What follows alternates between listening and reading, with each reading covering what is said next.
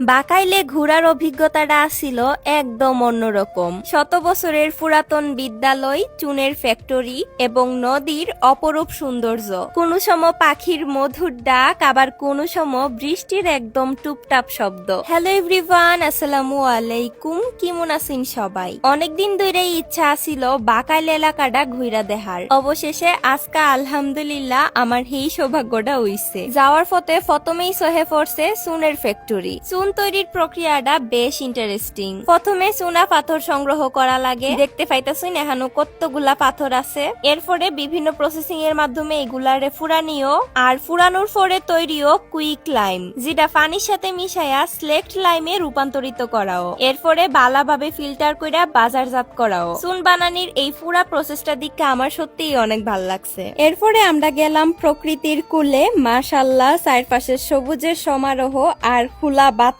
মনে হইতাছিল আমি যেন প্রকৃতির সাথে মিশা যাইতাছি গা। পাশে ফুসকিনির মধ্যে অসংখ্য মাছ একসাথে সাঁতার কাটতাছে। এমন দৃশ্য আমি আগে কোনোদিন দেখছি না, সত্যি অবিশ্বাস্য।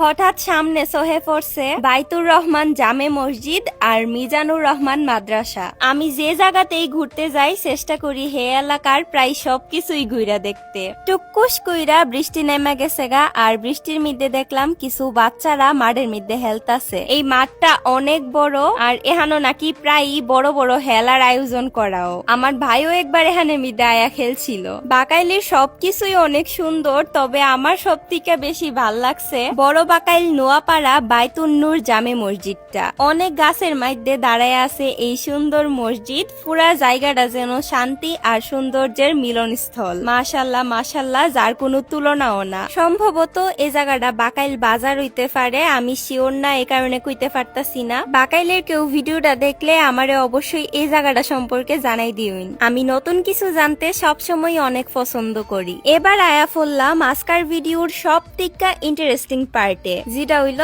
বাকাইল উচ্চ বিদ্যালয়। এই বিদ্যালয় প্রতিষ্ঠিত হয়েছিল 1909 সালে, অর্থাৎ আজকার থেকে প্রায় 116 বছর আগে। এহানো হালি বাকাইল না, আশেপাশে গ্রামের অনেক শিক্ষার্থীরা পড়াশোনা করে। তাছাড়া এই বিদ্যালয়টা বন্যা আশ্রয়ন কেন্দ্র হিসাবেও ব্যবহৃত।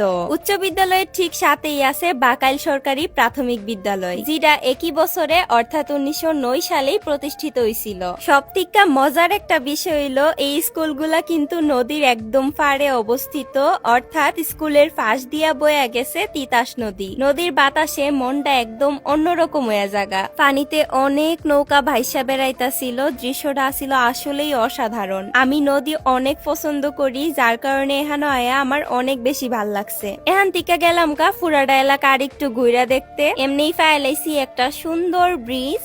আমি আর আমার ভাবি মিলে এখানে অনেকগুলা ছবি তুলছি, এবং শেষ দিকে আবারও বৃষ্টি নামছিল। বৃষ্টিতে ভিজা কিছুক্ষণ উপভোগ করলাম বৃষ্টি বিলাস। আলহামদুলিল্লাহ, এখানকার মানুষের দিকে আমি প্রচুর ভালোবাসা পাইছি। সবাই এত আন্তরিক আসিল, মনে হইতাছিল আপন জনের মাঝেই আছি। তবে স্কুলের কিছু বাচ্চারা বড় ছোট মানে না। অনেক বাচ্চারা অনেক বাজে আচরণ করছে, যেটা আসলে বড় বোন হিসাবে মান্য নেওয়ার মতো না। ওই বাচ্চাগুলোর উদ্দেশ্যে আমি খালি একটা কথাই কমু, মেহমান যদি খারাপ হয়ে থাকে তাও মেহমানের সাথে খারাপ আচরণ করতে নাই। আমি যেহেতু তোমরা এলাকাতে ঘুরতে গেছি, তার মানে আমি তোমরা এলাকার মেহমান। তবে অনেক বাচ্চারা আসিল, অনেক লক্ষ্মী, মাশাল্লাহ। তো আজকের ভিডিও এ পর্যন্তই। কেমন লাগলো আমার বাকাইল ভ্রমণ অবশ্যই কমেন্ট বক্সে জানাই দিবেন। দেখা হয়ে যাবো নেক্সট ভিডিওতে। সবাই ভালো থাকুন, সুস্থ থাকুন। ভিডিওটা ভালো লাগলে লাইক কমেন্ট শেয়ার করে পেজটা একটা ফলো করে দিউন। টাটা।